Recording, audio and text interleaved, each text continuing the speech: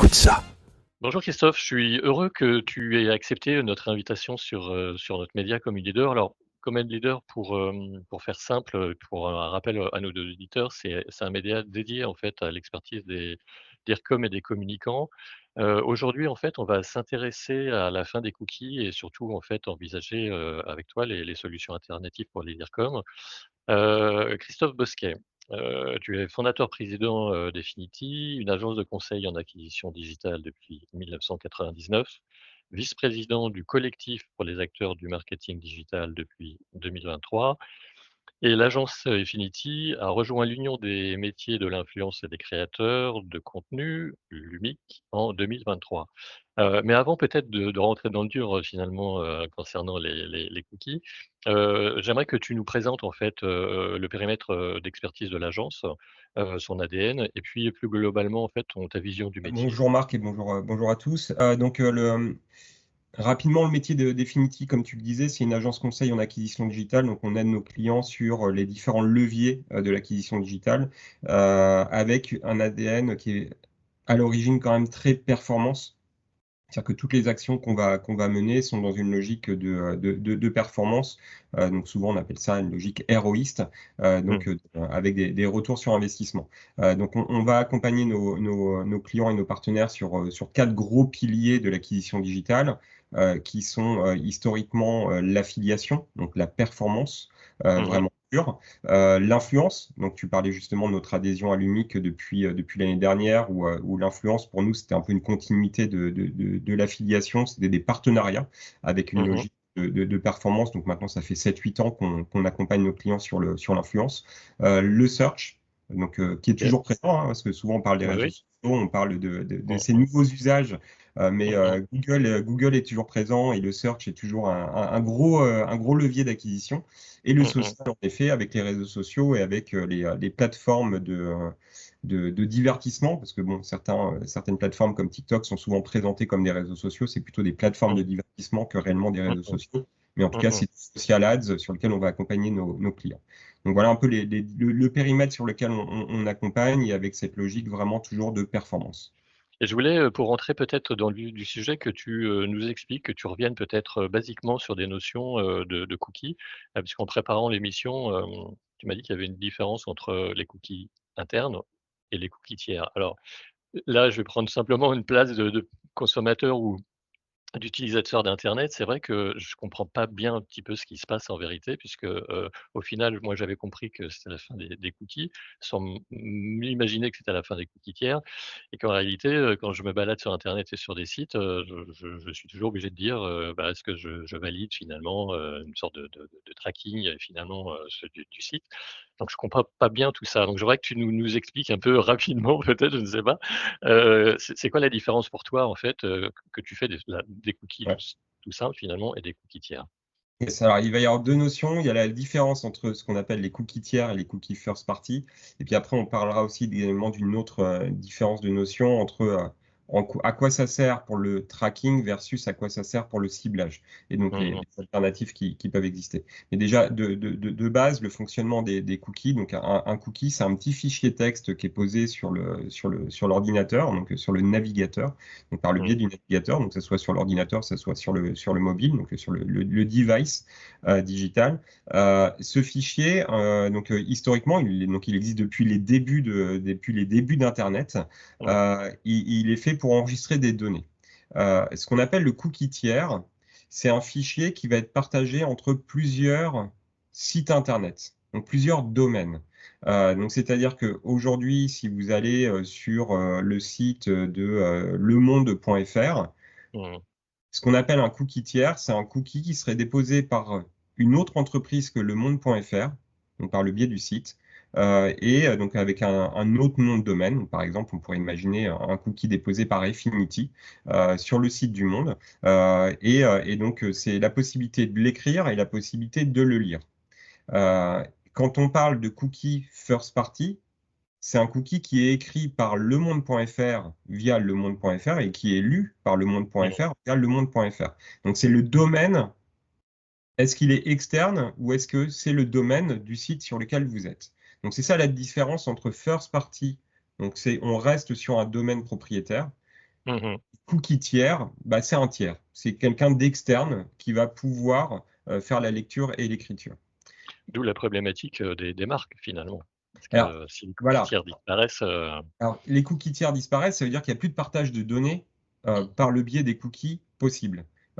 Aujourd'hui, historiquement, la logique de mesure ou la logique de ciblage, qui sont quand même deux enjeux différents, la logique de mesure, si je prends le cas d'Affinity, depuis sa création Affinity, on avait notre système de tracking avec notre propre nom de domaine.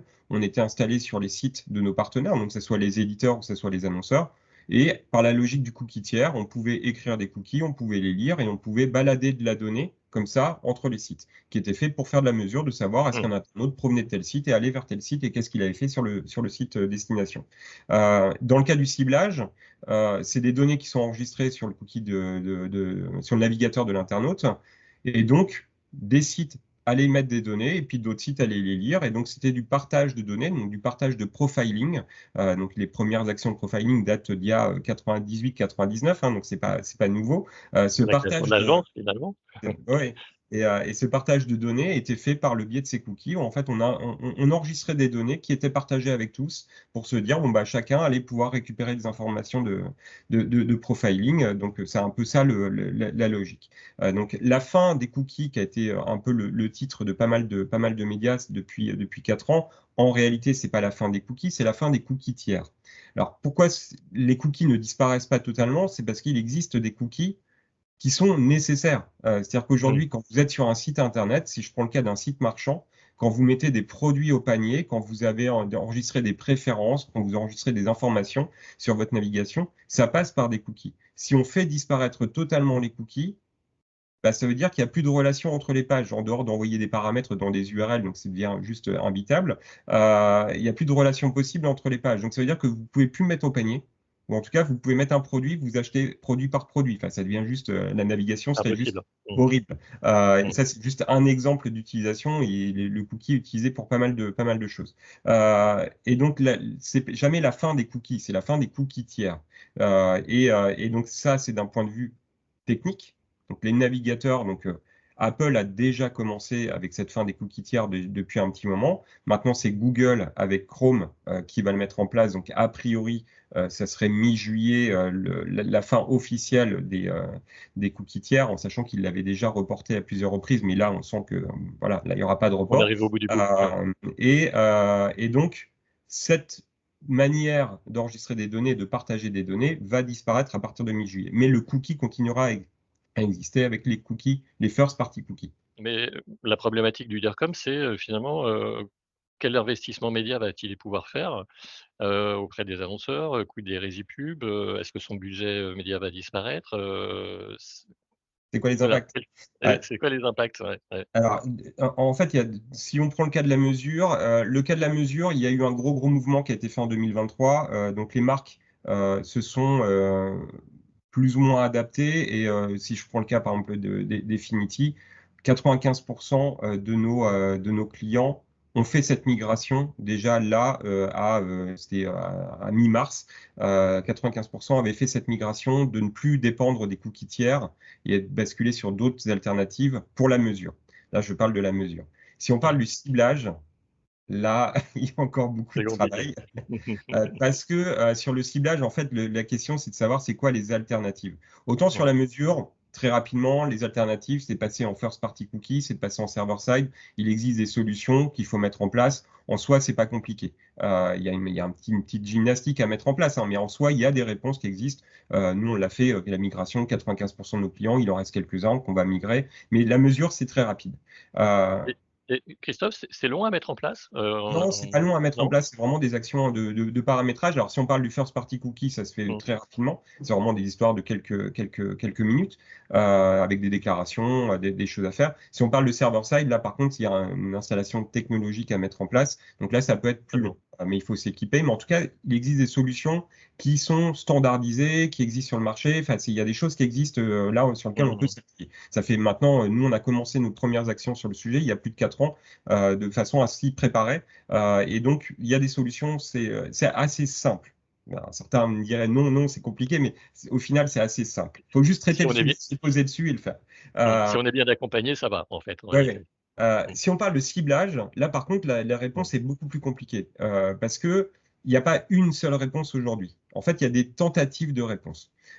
Et donc, il y a de se dire déjà peut-être faut penser différemment. Donc, quand on parle d'utiliser la donnée comme on le faisait jusqu'à présent, où on a quand même été un peu trop loin dans la collecte de données sur les utilisateurs, dans l'exploitation de la donnée utilisateur. Donc là, il y a un petit retour en arrière. Donc, ça veut dire qu'il faut repenser son ciblage. Et donc, il y a depuis maintenant 2, 3 ans le renouveau du ciblage contextuel. Donc, on est moins dans le ciblage individuel comme on pouvait l'être depuis 10-15 ans, mais un ciblage contextuel et de se dire, bah, allons chercher des internautes par rapport au contexte dans lequel ils sont et pas forcément uniquement par rapport à qui ils sont.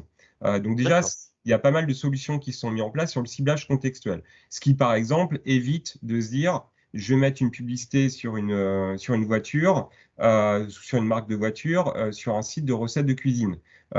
On n'est pas dans le contexte. Donc après, ça Mmh. dépend du choix stratégique qui est fait sur le plan média. Mais en tout cas, c'est de se dire, il y a le ciblage contextuel qui existe. Là, clairement, il y a des solutions, elles fonctionnent, et puis elles ont beaucoup évolué ces dernières années. Donc ça, c'est une vraie première réponse. Après, si on parle de ciblage individuel, il y a il y a des systèmes qui sont mis en place. Donc aujourd'hui, il n'y a rien de standard parce que tout est en train de se réécrire. Il y a des systèmes d'identification partagés, donc des ID partagés. Donc il existe Mmh. plusieurs regroupements d'acteurs qui partagent des données avec des ID qui permettent de faire des cohortes, qui permettent de faire des ciblages Mmh. et donc derrière Mmh. d'analyser ces données. Il existe des systèmes de données propres et donc de certains médias utilisent leurs propres données pour faire leur propre ciblage et donc on n'est plus dans des plans médias multi-sites, on est vraiment sur donc là il faut être vraiment un gros média pour pouvoir le faire, mais en tout cas certains ont commencé à le mettre en place. Il y a le projet dont on entend parler depuis maintenant un petit moment, qui est Google Privacy Sandbox, qui est le Mmh. projet de Google pour dire, à partir de maintenant, si vous voulez faire du ciblage, il faut passer par Google, Mmh. les données de Google qui sont enregistrées par les navigateurs, donc par Chrome, qui est Mmh. quand même le navigateur qui a le plus grosse part de marché, et donc qui est une solution qui est proposée par Google. Cette solution est pour l'instant en cours de work in progress. Avec beaucoup de choses qui sont décriées, des choses qui sont améliorées, mais en tout cas, c'est quelque chose qui est aussi une alternative. Donc aujourd'hui, il n'y a pas de standard qui dit, avant, on utilisait les cookies tiers pour beaucoup, pour faire du ciblage et des partages de la donnée. Maintenant, on utilise ça. Non, c'est le ça est devenu une multitude de chantiers. À la fin, peut-être qu'il en restera plusieurs. Ça, c'est les années qui viennent qui permettront de le savoir. Mais en tout cas, il existe des alternatives. Mais l'un des axes importants, déjà, c'est de se dire, on a peut-être été beaucoup trop loin Mmh. dans la collecte et l'exploitation de la donnée. Mmh. Alors le fameux rêve du one-to-one, du marketing, qui était un peu le rêve, je me rappelle, en 2000-2001, c'était le rêve absolu de se dire on va pouvoir parler individuellement à chaque consommateur par rapport à qui il est, tout ce qu'on a sur lui, machin.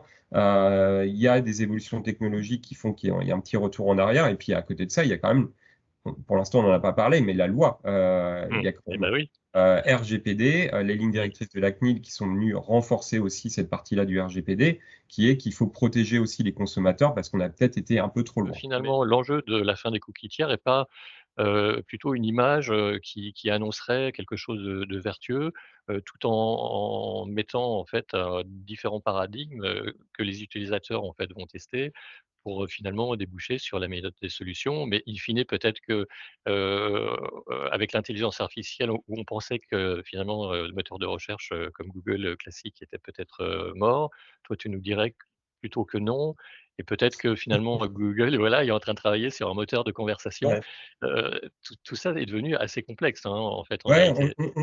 on est sur une période très très complexe parce qu'il se passe beaucoup de choses.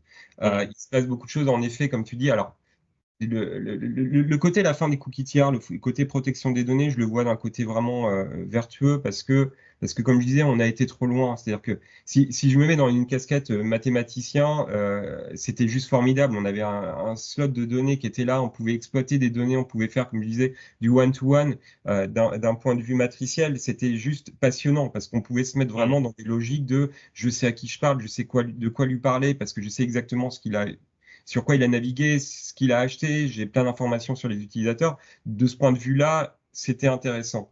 Mmh. Le risque de ce point de vue-là, c'est qui prend le contrôle de la donnée. En fait, aujourd'hui, on parle d'entreprises comme Meta, comme Google, où on ne voit pas de dérive. Alors, il y a des dérives, hein, mais on ne voit pas de dérive qui pousse à la mort de gens. Enfin, en gros, il n'y a pas une exploitation de Mmh mh. terrorisme. Mmh mh. Demain, on ne sait pas qui prend le contrôle de Mmh. ces entrepôts de données. Donc, il y a Mmh. quand même un truc d'un point de vue mathématicien, statisticien, super passionnant et intéressant. Par contre, on a été beaucoup trop loin. D'un point de vue communication, c'est méga flippant pour les consommateurs et les internautes parce que c'est derrière, on parle exactement de qui ils sont. Enfin, on en était presque arrivé à un point, on peut personnaliser chaque bannière à chaque individu. À la limite, on lui met son prénom dans la bannière pour personnaliser. Et là, ça fait un peu peur. Donc, d'un point de vue communication, ça permet de se dire, OK, revenons quand même à une communication, alors pas forcément de masse, hein, parce qu'on peut quand même du one-to-many, mais pas du one-to-one. C'est du one-to-many, mais le many, c'est différentes cohortes, différents types de groupes qu'on va pouvoir communiquer. Donc, c'est repenser ça qui va avoir un côté rassurant pour les consommateurs et les internautes.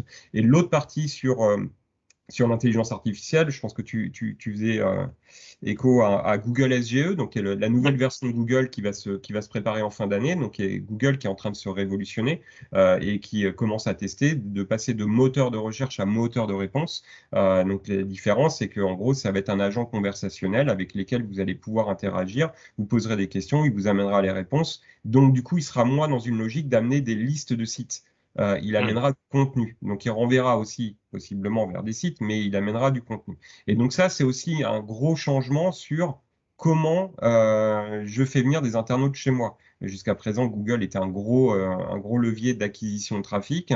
À partir du moment où il amène directement les réponses, c'est différent. Et c'est vrai surtout pour les sites médias, les sites à contenu. Donc il y a pour l'instant, ça n'a pas encore été déployé en France et en Europe. Il y a des tests qui sont en cours aux États-Unis et dans d'autres pays avec des changements permanents. Donc pour l'instant, dire c'est quoi les impacts, on ne sait pas exactement parce que Google, on imagine mal de se dire Google va arrêter de Mmh. renvoyer du trafic vers les sites sur lesquels il a été chercher le contenu, parce que sinon ces Mmh sites mh. vont disparaître. Donc du coup, il n'a Mmh. plus de contenu sur lesquels s'appuyer. Et Exactement, l'intelligence ouais, ouais. artificielle s'appuie Et sur des données. Donc on est dans d'ailleurs une zone d'attente un peu et de surveillance. mmh.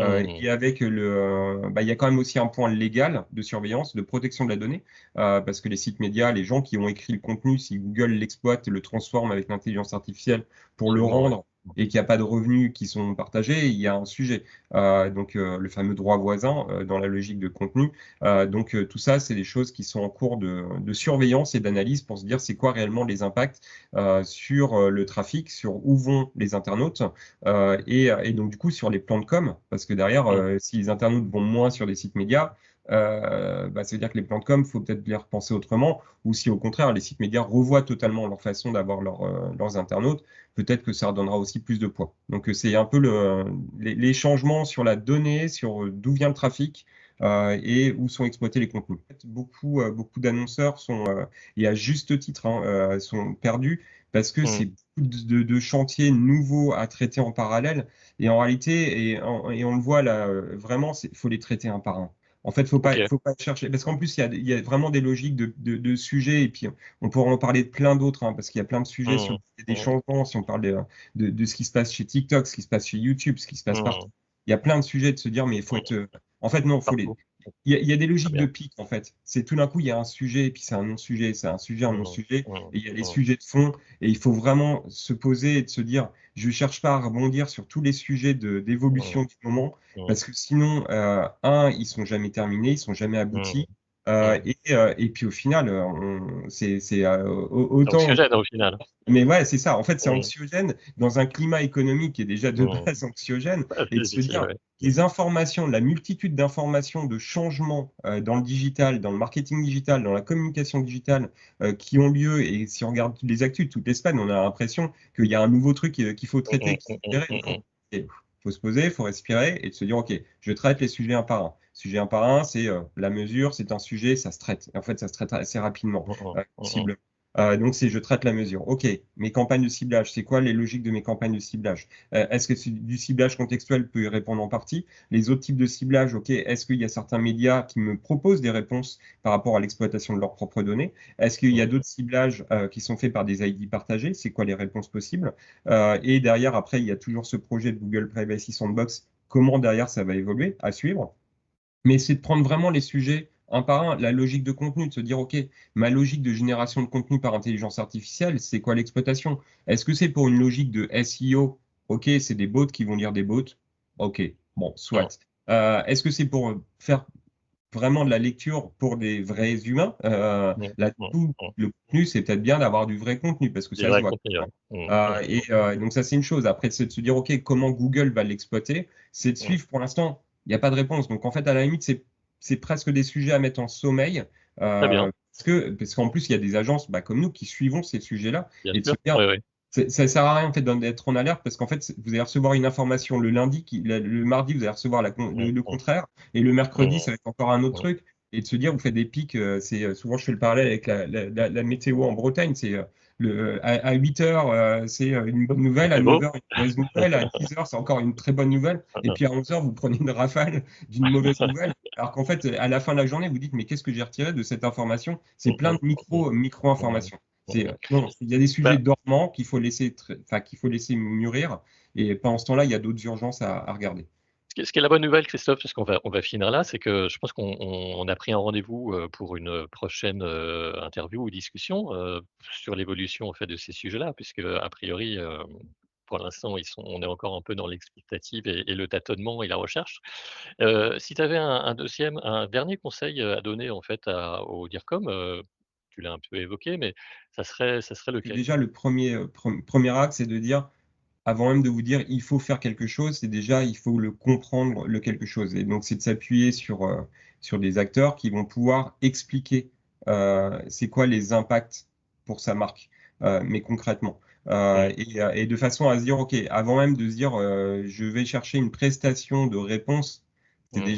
c'est de Mmh. comprendre, c'est quoi les impacts, Mmh. et de se dire, voilà, concrètement, en quoi je suis concerné et c'est quoi les zones sur lesquelles, mes services sont concernés, les endroits où il y a des choses, qui vont être impactées. Donc c'est de se poser, de regarder, de pas, comme je disais, et ça c'est vraiment un point important, de pas se faire happer par les buzzwords ou les buzz, il existe beaucoup, Mmh.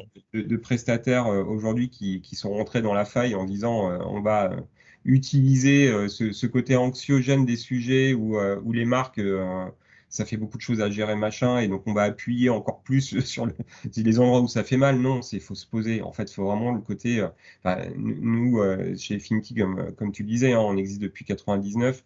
On a vu beaucoup de Mmh. beaucoup de choses passer, et le truc, c'est vraiment, je vais donner l'impression d'être le vieux, mais le vieux sage, mais enfin, faut Mmh.